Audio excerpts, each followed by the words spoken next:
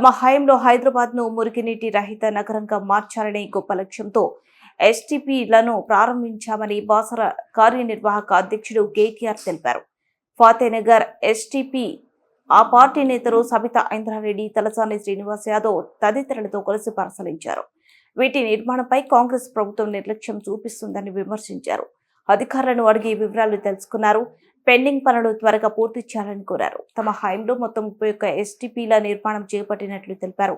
3,866 కోట్లతో మురుగునీటి శుద్ధి కార్యక్రమం ప్రారంభించామన్నారు. కాంగ్రెస్ ప్రభుత్వం ఇప్పుడు మూసి సుందరీకరణ అంటుందని ఎద్దేవా చేశారు. దీనికోసమే వేల లక్షల కోట్లు అంటే అందరికీ అనుమానం వస్తుందన్నారు. డబుల్ బెడ్రూమ్ ఇంట్లపై ముఖ్యమంత్రి రేవంత్ రెడ్డి, భట్టి విక్రమార్క అనేక అబద్ధాలు చెప్పారని విమర్శించారు.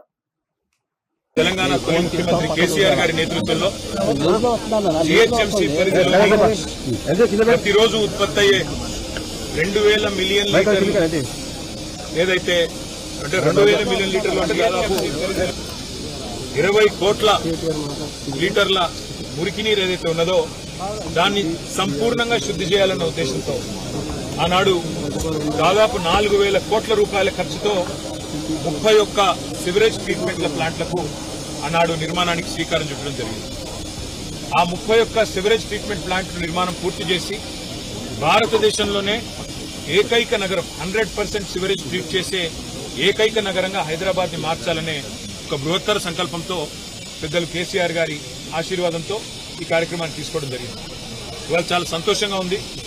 మా కూకట్పల్లి ఎమ్మెల్యే కృష్ణారావు గారి ఆహ్వానం మేరకు, పెద్దలు శ్రీనివాస్ యాదవ్ గారి ఆహ్వానం మేరకు వాళ్ళ కూకట్పల్లి కాన్స్టిట్యున్సీలోని ఫతేనగర్ ఎస్టీపీ ఏదైతే ఉన్నదో ప్రారంభోత్సవానికి సిద్ధంగా ఇప్పుడు ప్రస్తుతం ట్రయల్ రన్ దశలో ఉన్న ఈ ఎస్టీపీని 133 ఎంఎల్డీల కెపాసిటీ కలిగే ఈ ఎస్టీపీని సందర్శించడం మా గౌరవ శాసనసభ్యులందరం కూడా కలిసి పెద్దలు శ్రీమతి సబితా ఇంద్రారెడ్డి గారు, సోదరులు మాగంటి గోపీనాథ్ గారు, మరి రాజశేఖర రెడ్డి గారు, అదేవిధంగా శాసన మండలి సభ్యులు పెద్దలు మహమూద్ అలీ గారు, అదేవిధంగా గౌరవనీయులు షమీపూర్ రాజు గారు, మా రాగిడి లక్ష్మారెడ్డి గారు, అదేవిధంగా మా స్థానిక కార్పొరేటర్ అందరం కూడా కలిసి వీటిని సందర్శిస్తా ఉన్నాం.